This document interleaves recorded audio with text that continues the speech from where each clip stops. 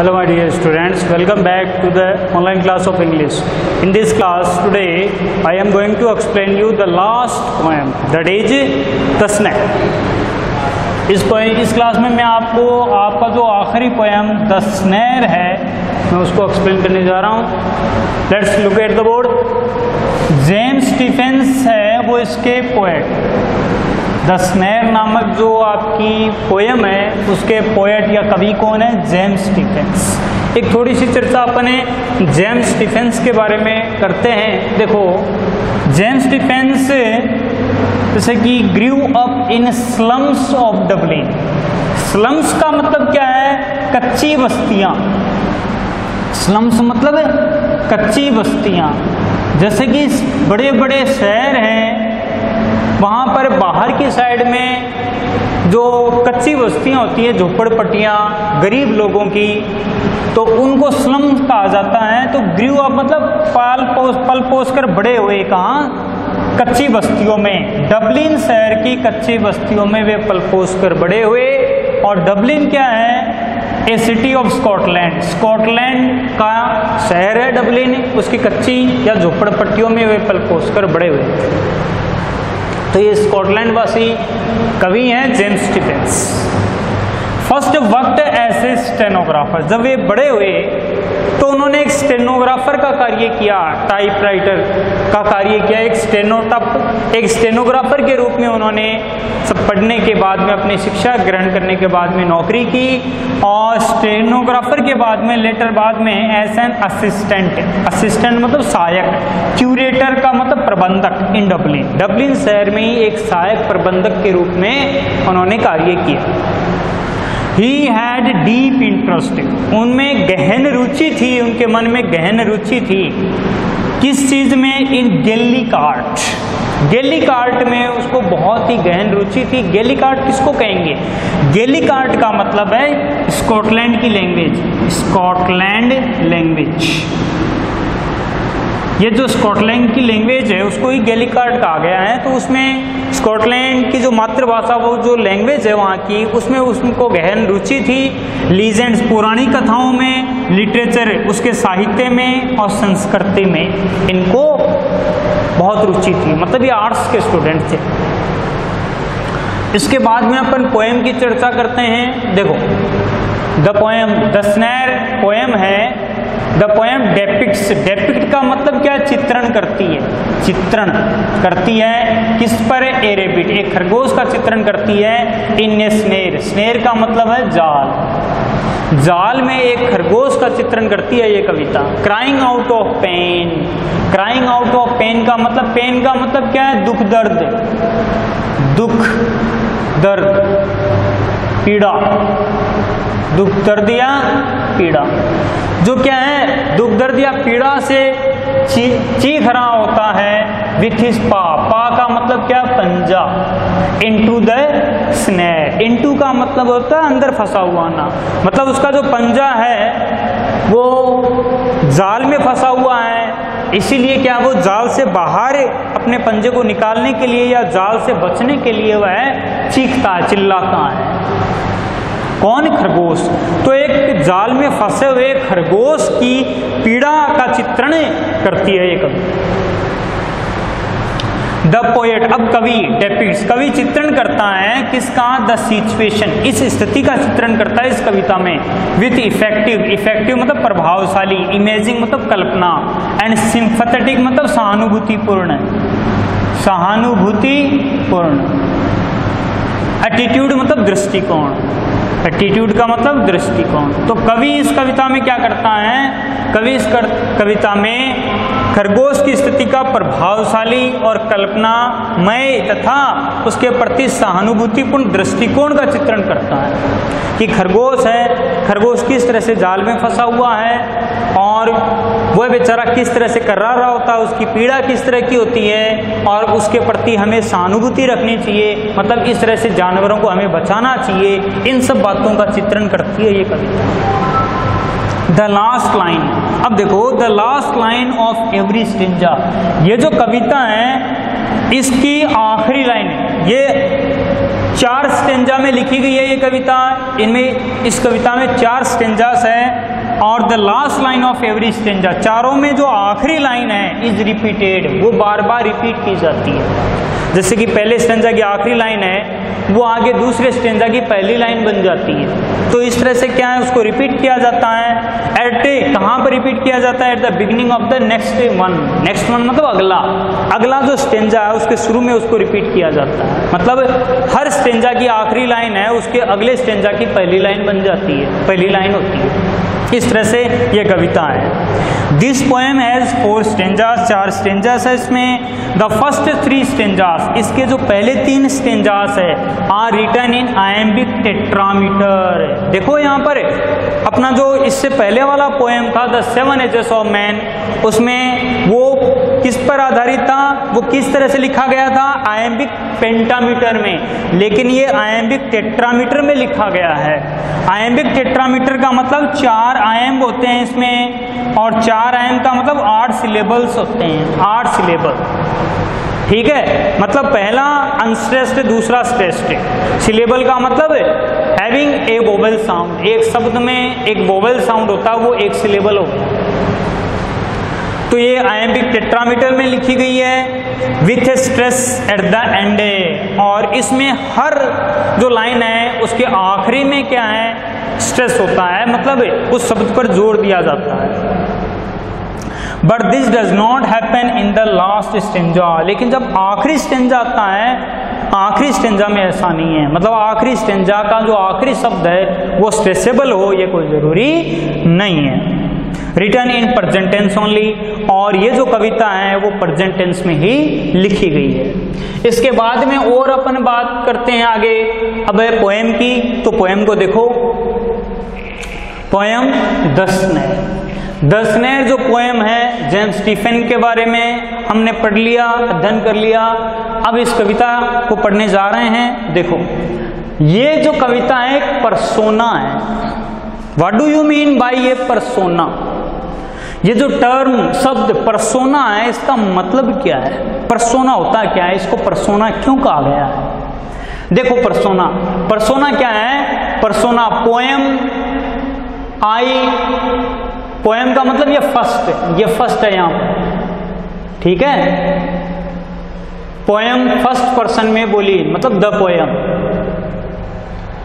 ठीक है, जो पोएम है वो फर्स्ट पर्सन, द पोएम है फर्स्ट,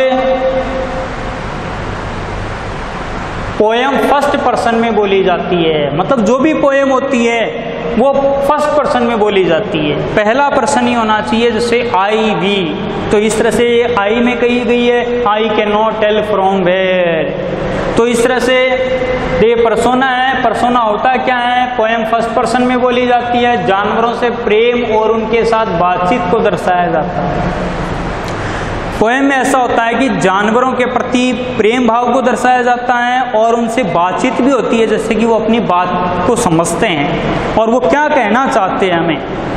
तो इस तरह की जो बात है वो यदि कविता में है तो वो परसोना, एक वैश्विक अपील होती है। इस कविता के जरिए एक वैश्विक अपील की जाती है, विश्व स्तर पर उन जानवरों को बचाने के लिए, उनके प्रति सहानुभूति को दर्शाने के लिए एक अपील की जाती है। तो इस तरह से ये सारी बातें हैं इसमें, इसीलिए अपन ये कह सकते हैं कि ये कविता एक परसोना है। आगे अपन बात करते हैं, देखो फर्स्ट स्टेंजा की। देखो एक स्टेंजा ये हो गया फर्स्ट स्टेंजा, और ये दूसरा स्टेंजा हो गया, ये तीसरा हो गया, और ये अपना चौथा स्टेंजा हो गया। 4 स्टेंजा है इसमें। अब पहले स्टेंजा की बात करते हैं। देखो कवि क्या कहता है, आई आ गया ना यहाँ पर, फर्स्ट पर्सन में ये कही जाती है। आई हियर, कवि कहता है आई हियर, मैं सुनता हूँ, मतलब मुझे सुनाई देता है। ए सडन मतलब अचानक। क्राई ऑफ पेन मतलब दुख भरी चीख, दुख भरी आवाज। मुझे दुख भरी अचानक मुझे दुख भरी आवाज सुनाई देती है। कवि कहता है कि अचानक मुझे दुख भरी आवाज सुनाई देती है। देखो यहाँ पर एक्सक्लेमेटरी मार्क, अचानक के लिए एक्सक्लेमेटरी मार्क का यूज हुआ है, सडन के लिए। अचानक उसे एक चीख सुनाई देती है, दुख भरी आवाज। There is a rabbit in a snare. इस आवाज से कवि अंदाजा लगाता है, कल्पना करता है या सोचता है कि ये जो आवाज है वो जाल में फंसे हुए खरगोश की है, मतलब जाल में फंसा हुआ खरगोश है उसकी आवाज है। तो कवि क्या कहता है, there is a rabbit in a snare. Snare का मतलब क्या है, जाल। स्नेयर मतलब जाल, जाल में खरगोश है। नाउ, अब आगे कवि कहता है, now I hear the cry again, और ये आवाज मैं फिर से सुनता हूं, मतलब ये आवाज अब मुझे फिर से सुनाई दे रही है, कवि कहता है। बट, लास्ट लाइन है बट, लेकिन, बट का यूज हुआ देखो, but I can not tell from where, लेकिन मैं बता नहीं सकता कि ये आवाज कहां से आ रही है। तो ये पहला स्टेंजा हुआ। इस पहले स्टेंजा में कवि खरगोश की स्थिति के बारे में बता रहा है और साथ ही ये भी बताता है कि वह उसको खोज नहीं पाता है। इसमें देखो ये जो लास्ट लाइन है, but I can not tell from where, ये आखिरी लाइन अगले नेक्स्ट स्टेंजा की पहली लाइन बन जाती है, but I can not tell from where. तो यहाँ पर एक क्वेश्चन बनता है कि यहाँ पर कवि का बट को यूज में लेने का पर्पज या मकसद क्या है यहाँ पर। तो देखो बट का यूज क्यों हुआ है, बचाने की तीव्र इच्छा और टू शो हिज डिसेबिलिटी, मतलब क्या है, वह तीव्र उसको बचाना चाहता है लेकिन बचाने में वह असक्षम है, उसकी इस डिसेबिलिटी को शो करने के लिए ही बट का यूज किया गया है। ओके, अब आगे अपन बात करते हैं। देखो यहाँ पर next stanza, but I can not tell from where, लेकिन मैं बता नहीं सकता कि यह आवाज कहाँ से आ रही है। तो आखिरी लाइन और अगले स्टेंजा की पहली लाइन है वो सेम है। इसके बारे में देखो आप, पर्पज, इसका पर्पज क्या है, पर्पज है, इसका उद्देश्य है कि बार बार इस लाइन को रिपीट करने का क्या मकसद है, क्यों रिपीट किया गया है। पर्पज ऑफ रिपीटेशन, रिपीट करने का पर्पज है to express the pain of rabbit, खरगोश की स्थिति है, उसका दुख है, उसको क्या है व्यक्त करने के लिए, express the pain of rabbit and the need of human sensitivity towards animal. Sensitivity का मतलब संवेदनशीलता, संवेदनशीलता, और जानवरों के प्रति संवेदनशीलता को शो करने के लिए और खरगोश की स्थिति को शो करने के लिए ही क्या है, ये जो लाइन है इसका बार बार रिपीटेशन हुआ है। साथ ही अपन ये भी है कि ये जो आखिरी लाइन में आगे देखो, अब making everything afraid, making everything afraid, उसी तरह से and I can not find the place, and I can not find the place, ये क्या है बार बार इसका रिपीटेशन हो रहा है। तो इसका पर्पज क्या है, इसका पर्पज है कि ये जो लाइनें हैं ये कविता को एकजुटता प्रदान करती है, एक सूत्र में पिरोती है, एक सूत्र में बांधती है। एक का अगला पहला स्टेंजा है उसको अगले स्टेंजा से जोड़ने के लिए क्या है, इन लाइंस का रिपीटेशन हुआ है। ओके, अब अपन बात करते हैं देखो अगले स्टेंजा की।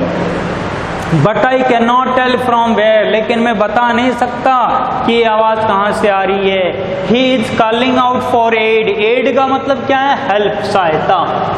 एड का मतलब क्या है, सहायता, help. He is calling out for aid, वह सहायता के लिए पुकार रहा है, मतलब वह सहायता के लिए पुकार रहा है। कभी ऐसा महसूस करता है, कभी मन में क्या है, जानवरों के प्रति दया भाव रखता है, इसीलिए वो मन ही मन सोचता है कि वह मुझे आवाज लगा रहा है, वह मुझे पुकार रहा है कि मैं जाकर उसको जाल से बाहर निकालूं और उसको बचाऊं। मेकिंग एवरीथिंग अफ्रेड, हर किसी को, देखो यहाँ पर है मेकिंग एवरीथिंग अफ्रेड, हर किसी को यहाँ पर भयभीत करता हुआ, हर किसी को भयभीत करता हुआ, हर किसी को डराता हुआ। यहाँ पर अतिशयोक्ति का क्या है, यूज हुआ है, यहाँ पर अतिशयोक्ति का ओवर स्टेटमेंट का यूज हुआ है। ओवर स्टेटमेंट मतलब अतिशयोक्ति, कहने का मतलब एवरी वन, वन आ सकता है तो हर कोई जीव हो जाएगा, एवरीथिंग का मतलब वस्तु भी आ गई यहाँ पर, मतलब हर चीज को डराता हुआ, माहौल को, उसकी चीख ने सारे माहौल को डरा दिया है, इसीलिए हर जानवर है वो भयभीत हो जाता है उसकी इस दर्द भरी चीख को सुनकर। लेकिन यहाँ पर थिंग का यूज हुआ है, इसीलिए एक अतिशयोक्तिपूर्ण स्टेटमेंट है, ये एक वाक्य यहाँ पर लाइन है, अतिशयोक्तिपूर्ण है, ओवर स्टेटमेंट का यूज हुआ है।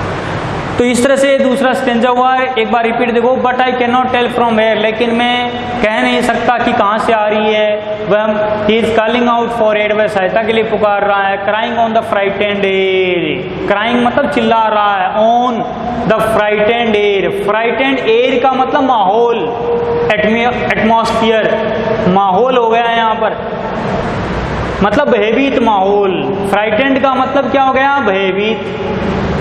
देखो भयभीत माहौल को, उसकी चीख ने क्या माहौल को भयभीत कर दिया, उस भयभीत माहौल में फिर से वह चीखता है। तो इस तरह से सारे माहौल को डरा देता और भी भयभीत कर देता है। क्राइंग ऑन, क्राइंग ऑन का मतलब उसकी ये चीखें रुक रुक कर बार बार जारी है।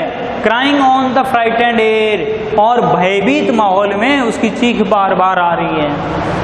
मेकिंग एवरीथिंग अफ्रेड, हर चीज को भयभीत करता हुआ, मतलब हर किसी को भयभीत कर देता है, इसका मतलब ये। तो ये 2 स्टेंजा पूरे हुए यहाँ पर है। इसमें देखो अब जैसे कि खरगोश की स्थिति को शो करने वाली लाइन कौन कौन सी है।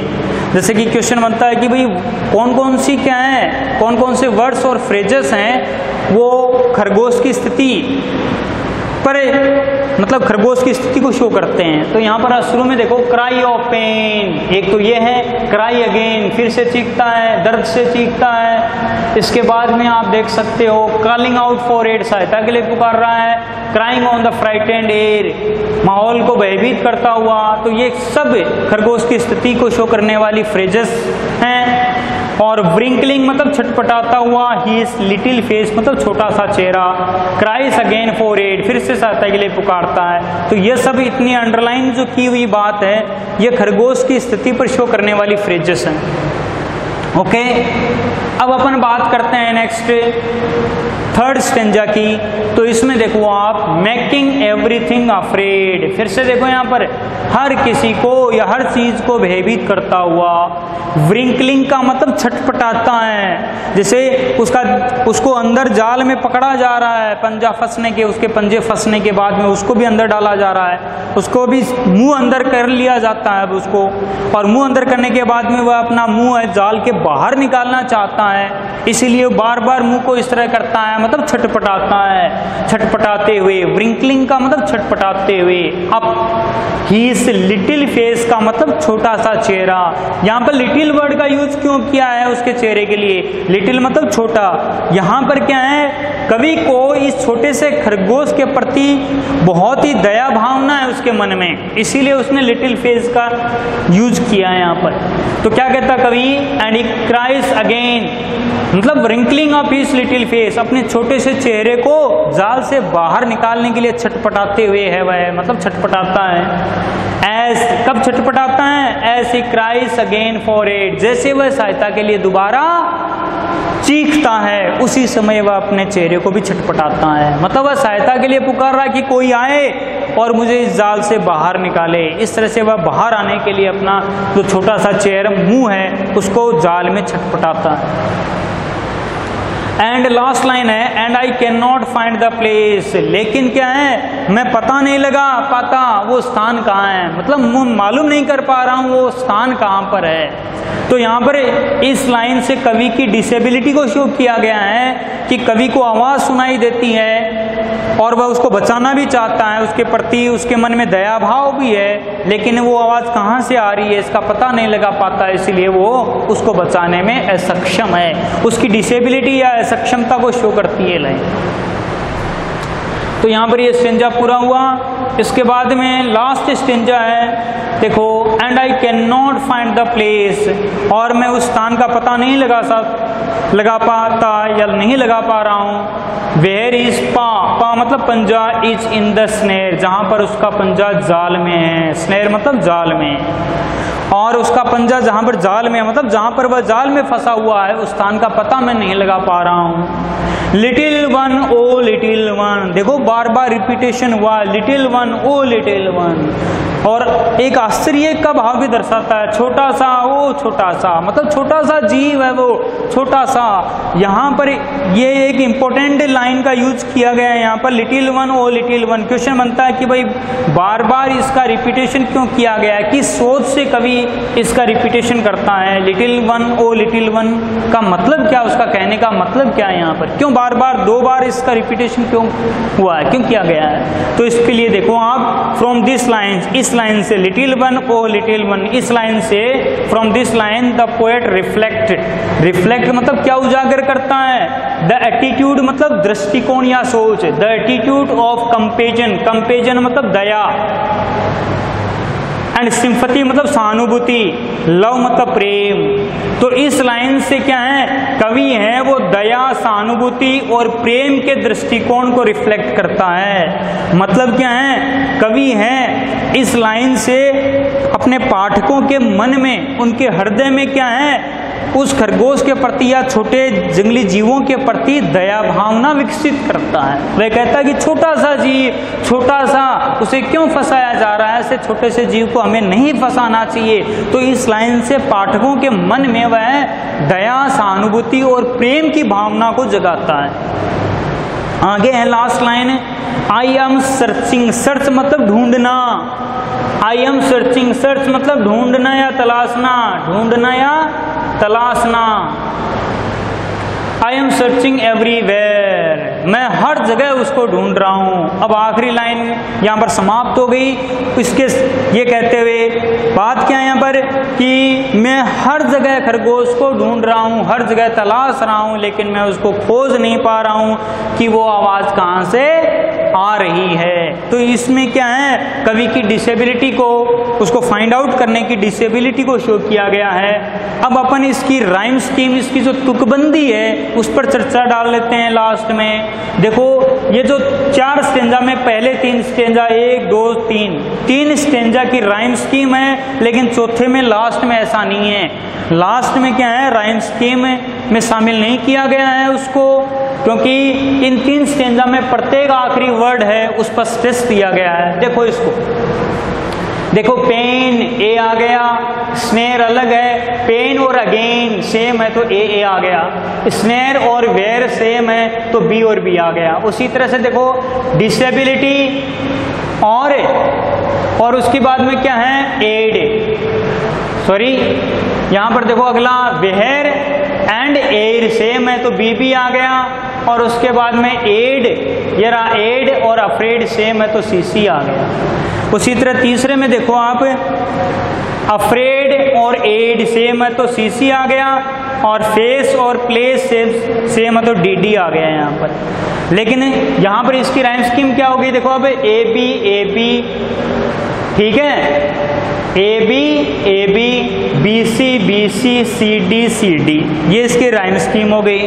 लेकिन लास्ट में ऐसा नहीं है, लास्ट में देखो प्लेस और वन अलग है, प्लेस नेर भी अलग है, तो इसकी डी बी सी बी ऐसा हो गई है, तो इसलिए राइम स्कीम में शामिल है नहीं। तो ये कविता हो गई। अब इसमें 2 मुख्य बातें हैं। 2 मुख्य बातें क्या हैं, देखो एक तो ये फ्राइटेंड एयर का मतलब क्या है, what do you mean by the phrase the frightened air. Frightened air का मतलब है खरगोश जब चिल्लाता है, चीखता है तो सारे माहौल या वातावरण को भयभीत कर देता है। इसके बाद में देखो इसकी मतलब क्या है, थीम क्या है, इसकी थीम यही है कि कवि है वो जानवरों के प्रति दया भाव रखता है, सहानुभूति रखता है, और अपने पाठकों से भी क्या है, दया भाव रखने के लिए वह आग्रह करता है।